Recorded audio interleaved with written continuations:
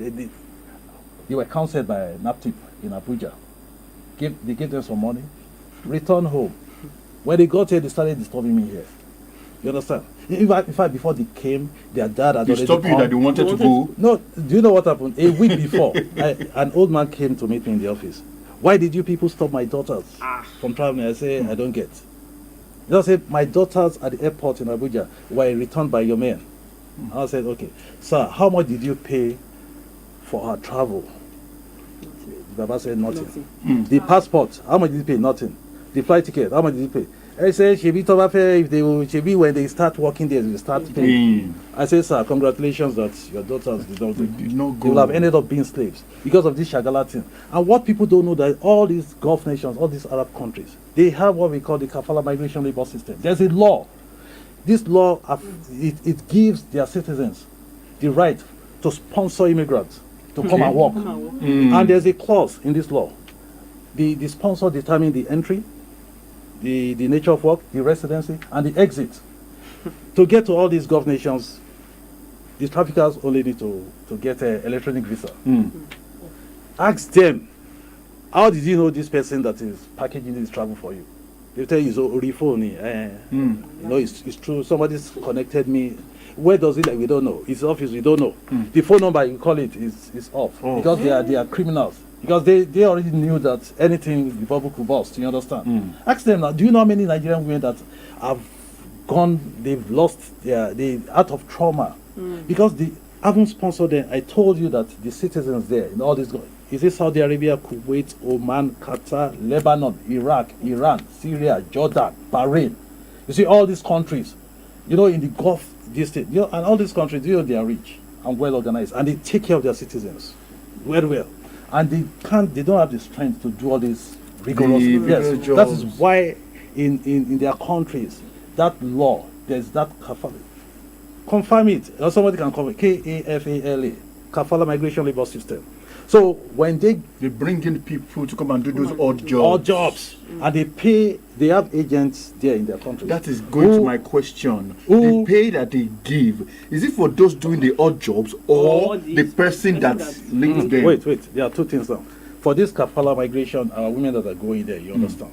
I told you that there's the sponsors will put down money to bring immigrants. You understand? And they have rights by law over that person. They are the ones that determine how the person enters, where the person will stay, the kind of job the person will do, and when the person will leave. You understand? So they have absolute control over all these women. And these women, the people here, the traffickers, the so-called agents, will not tell them what they are going there to do. Because they deceive them that you'll be earning this, you'll be earning that, you are going to earn in dollars. The moment they hear dollars like this, you understand? The moment they hear that accommodation you will go and board flights. You know that thing alone entices them that, so my airport, I will go to the airport to board flight.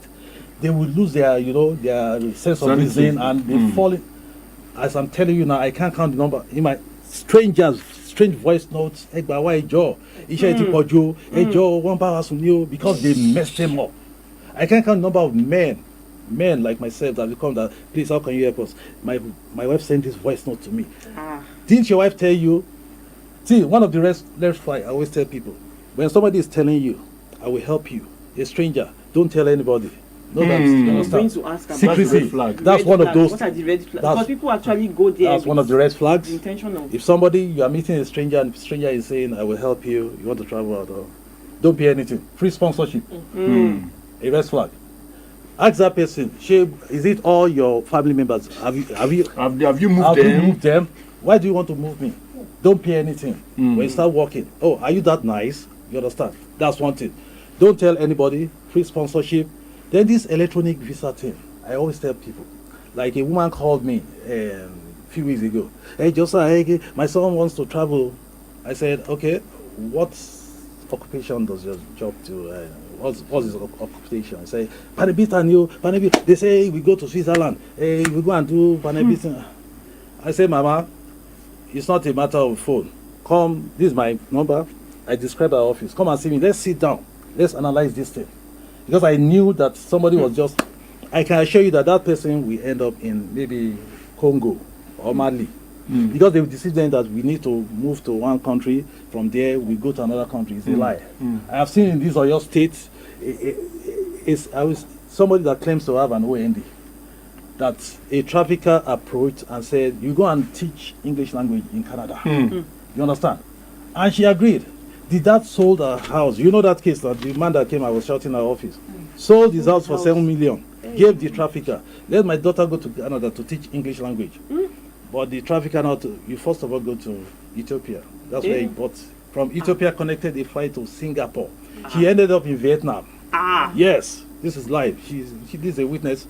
When she got to Vietnam, where she was directed to, the lady told her, gave her food, the following morning, I said, what happened? The lady gave her some skimpy outfit, this for the job. I said, she be a teacher, I will do teaching. Say, we teaching. See, there are two jobs here. It's either you traffic in drugs or you sleep with him. You're a prostitute. Do you know that when I checked everything, I saw that it was tourism visa they gave her. And they made her to buy, two-way tickets. But they did not know all these things. If they had come to NAPTIP and I would ask, it's tourism visa, you are not going to work, you're just after 30 days, and it was 30 days, you understand? And I asked her what happened there. She now said something like she met two Nigerian ladies who told her that, see, it's either you traffic in drugs or you become a prostitute. You better go back. We are students in Vietnam, please. When we after like 30 days, two-way ticket, she came back to Nigeria. Started coming. Is it our fault? You understand? Because I was trying to let the father realize that. See, so it's so unfortunate in Oyo State, prevalent forms of human trafficking, women trafficked for the purpose of ended up being slaves, forced labor in Gulf nation. Okay. You understand? Anybody trying to package a travel for you, please don't go with this electronic visa, because it can be obtained online. When you want to travel and it requires you to go to an embassy, do you know that I would say it's practically impossible when you get to the embassy. For instance, if you want to go and school abroad, or if you want to go and work, at least the whole team must have been arranged. Yes. And when you get to the embassy, they will know whether somebody is telling them. Do you know, many times the embassy will even make reference to us that we should investigate this. You understand? And we investigate. That's if certain things are not so clear at the embassy. We do it and we revert, you understand? So in Oyo State, we have cases of trafficking of persons, women especially, to Gulf countries where they end up being slaves. There's this issue of young men now being deceived that they will go to Russia. I checked the document forwarded to me of a particular man trafficked from Akwete here, a 24-year-old OND older from Oyo State, trafficked because family members came and started weeping that since he got there, they were communicating with him. All of a sudden, no communication again. That before the communication was cut off, he was saying that he didn't understand what was going on, that he expected that they would make him to work in a factory, but it seems the story is changing. They asked him to come for gymming, to come for this, that he didn't understand. They were preparing him to join the army. You understand? That was it. So that one is raining now. It's also a growing trend. You see, tomorrow is World Day Against Human Trafficking. It's a worldwide thing. It's celebrated all over the world. And it's just to commemorate the fight against human trafficking. And for each year, we have a theme. For this year, the theme is, I can see from this slide, trapped behind the scam. Trapped how? Because this is a growing trend of human trafficking where young men, all these things started from Southeast Asia. Young men, they usually recruited online. You understand? They were promised mouth-watering jobs in tech, in all this marketing, all this customer service. They will get them trafficked to some countries. When upon arrival, they get them confined in buildings. All right, and they get them Mr. Alfred, let me come in here, because if I allow you, you will take the whole time. We still have Dr. Grace Olufumalayo Areon. Am I? Areon, okay. In the studios, the executive director, Expressive. Initiative, also working with yes. All right. Now, please, can we have you here? Now, the question I want to ask is, what exactly is Oyo State doing? The state government, the federal government, what are their plight? What are they doing in working hand in gloves with you to stop this trafficking, to reduce it? Because I know we can't say we can stop it totally. No, because we know some people are so good at it. It's not possible. No crime can be totally eradicated. All right, so but it can be. Dr. Grace. Well, good morning. Yeah. I'm an NGO. I handle family cases, youth, children, women, family conflicts, and all that. But because I'm an NGO, everybody comes to me with any problem or the other. So when they come with me with this traffic, I say, okay, I just refer them to NAPTIP. But before referring, I educate them. I tell them what to do through NAPTIP. Then I get the case. So this very one I'm handling, I called in. That is not in Oyo State. So NAPTIP is not only working in Oyo State. They are working through the Federation. Okay. So the matter is in Ogun State. So he gave me the commander's number. Ogun State NAPTIP. He gave me the number. I called the commander. I spoke with her. She directed me to the person in the matter. I spoke to her everything. This place is in Libya. This person, they are living in the same community, the same environment. The person that is trafficking somebody is already in Libya. Her mother is there. This lady, there's a guy there that's helping her to send people to Libya, is in the same community. This lady mother, they also live in the same community, and they help her through road. When she got there, she now realized that she's already pregnant. They were like, she's not useful to them again. That she send the money that they used to travel her down. So people didn't have money to pay. So I've already, on getting there, they were inviting the mother to NAPTIP Ogun State. The mother refuses to come because she was already brainwashed that she be sending money. She'll be working and be bringing money. Now that she couldn't bring money, they're not asking her to bring money again for her returnee is a problem. I'm still on the case. In fact, I told him they've already caught her hand deep with the pregnancy, and they've already sutured the hand. There, I think they wanted to waste her, but NAPTIP Oyo State, she's not useful for them. And they're like that they terminate the pregnancy, or say well, like, she didn't terminate the pregnancy. So I will have the picture of the lady because as they were speaking with that, they screenshot it on WhatsApp. I have her phone number in Libya. The guy in Ogun State, we have his phone number just for the mother to appear. She refuses to appear. Okay. So, let me just shed light on that particular question. Okay. That is Oyo State collaboration with in the fight against human trafficking. I'll say, for instance, Oyo State Amotekun. Correct. That's one of the security outfits, organizations that collaborate with NAPTIP. Okay. Amotekun, not once, not twice, not 3 times, have maybe by virtue of our liaison that exists, have arrested and handed cases of human trafficking to NAPTIP. NAPTIP in the past, and we still do it. We do it regularly. Do you know this is my 3rd time in these studios? Musmola, the first time, Musmola, you understand. Okay. So there was also Sandra, you understand. And haven't done sensitization, you understand. I was going to ask about that. How much of sensitization is a continuous thing? How much of your jingles? Because I don't think we have your jingle on our station here. I don't have it. There are over 50 radio stations in the Ibadan. I know, but I'm talking for our station. You play the jingle for them. Our station. I'm talking about our station. You said you've come here like 3 times. Yet you don't have your jingle station here. Gives us does a jingle for us as a no, you will bring. We don't have the right to make jingles for you. You will create a jingle because you know what you want to say. Okay. Exactly. Even if it's 20 seconds, 30 seconds, seconds, the jingle, 40 seconds. the latest one that I just did yesterday. Because it is normal service to the community. Yes. So get some jingles, get it across to us. Very hard. The management signs it, and we use it because the more we play, the more people get sensitized. You can be on air every time. I just made this jingle yesterday, and it's very lovely. Okay, so you are going to pass it to us. Yes. Then please, in addition, the theme for this is trapped behind. Yes, I was saying this lady is a graduate, university graduate. Wow. But she was still scammed.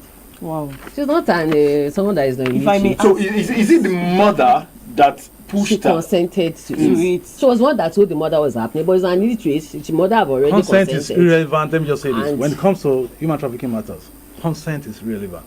Either somebody consented to somebody being trafficked or yourself being trafficked. It doesn't make it less a crime. Okay. You understand? Either consent or no consent. Because that's the technical aspect of it. There was a case of a trafficker who trafficked some time back. That was when I was in Enugu then, about 12 years ago. And the trafficker said, actually, unfortunately, the victim died. He trafficked the lady from Enugu State to Libya. As he was trafficking in person, he was also trafficking in drugs. On getting to Libya, the authorities arrested him for drug trafficking. So the victim was left at the mercy of some other traffickers who now wanted to traffic her further to Europe. Up there, Africa, there's the Mediterranean Sea. Come and I have videos in my laptop here. Come and see how Nigerians, you know, their boats will capsize. You understand? Let me come in. Sorry. Okay. Let's leave outside. Let's come to Oyo State. to Oyo State, our homes. Yes, let's. Women losing house girls, because I believe that too is dangerous. Very good. Because of our time. I just left a particular broadcast house in this place. You understand? And one of the questions by the moderator was talking about house helps. You understand? That he even knew. How do they bring them? Where do they come So from? in Oyo State, let me tell you, this issue, because I always tell people, the issue of these house helps, you understand? I don't know why people are so wicked. Why would, you know, they are syndicates, human traffickers. Even though some of them wouldn't know that they're human traffickers. They just feel it's legitimate business. Togo, Cotonou, young children, little children, they bring them from Cotonou and Togo. Maybe the ones that we see around now doing house meat for. Look at the woman that we invited day before yesterday. You understand? Do you know that 4 years ago was when she came to our office? She had a case of a 26-year-old who was trafficked when she was 12 years from Togo. And the lady eventually got to work in her house 2 years before that, 4 years ago. And she brought evidence that she was paying her. But the money was not going to the parents of the So it's going to the middleman was just collecting. Now the agent, somebody brought her from Cotonou, handed her over to a particular person, who handed her over to another particular person. So she was in Nigeria for like 15 years.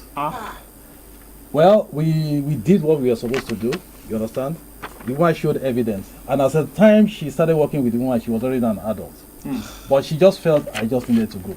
Do you know that we did it? We liaised with the head of the Togolese community in Ibadan. You understand? We did some things, and we got her, returned home. Okay. When he got home, because I said, call me, because I was monitoring the movement, everything. They snapped photographs. The whole village went agog, because they said they had concluded that she was dead. You understand? You see, they were just drumming. So what is now her gain? All the years that she has worked. That's what we call exploitation. You see, human trafficking is all about exploitation. So your last word, because of our time. What advice do you have for parents? What advice do you have for society? What advice do you have for young ones, graduates, secondary school leavers, and all that? What is the advice? I have so many advices. They should know that human trafficking exists, and they should not be desperate. You understand? And it is not by force to japa. Because some people out of desperation, the country, there's economic hardship. If you want to japa, dada, you understand? Know what you're going there to do. Do you want to go there to school? If you want to work, do you have the required skills? Then say no to free sponsorship. A stranger telling you, when you get it, you start working. That's what we call debt bondage. That's the control mechanism in human trafficking. They make you feel indebted to them. They tell you don't pay. I will pay for your transportation, your feeding, your accommodation, getting the job, and they'll tell you when you start working, you start paying me back. So they make you feel that you are at their mercy. So they are able to control you. We call it debt bondage control mechanism. Don't make anybody say you travel, don't pay anything. When you start working, you start paying back. Then anybody telling you that don't tell your parents, I just want to help you, this secrecy thing, all these things are red flags. You have to be very careful. I know that you can even make it here in Nigeria. You may not necessarily have to travel. And for those that engage in, the services of underage, they should desist from it. It's a crime. All right. If you need a house help, get an adult, 18 and above. All right. Thank you very much, Mr. Kaode Alfred. Because of our time, we've been talking with the State Commander NAPTIP Oyo State, and also Dr. Grace Olufumilayo Arehan. Am I correct? Arehan. Executive Director of Expressive Great. Okay. Now, your phone number. All right. Because people are behind NAPTIP now. NAPTIP. Yeah, my phone number is 081 26 28 9124. They can send us email at info@naptip.gov.ng. They can go through our website. The email again, info@naptip.gov.ng. You can like our page on Facebook. That's NAPTIP Nigeria. All right. Even on X at Naptip Nigeria. On Facebook, Naptip Nigeria. The On phone X. number to call is 081-2628-9124. On X at Naptip Nigeria. Thank you very much, Mr. Kaudi Afo, for being part of the show, the yes. State Commander. We appreciate your My pleasure. expressive gesture this morning. Also, Madam Dr. Grace, thank you very much for being part. Until next week, I will come your way again with another topic, interesting topic. We hope Nigeria gets better day after day. My name is Dayo Adenga from my colleague. It was nice having you. Enjoy the rest of your day. You too. Thank you.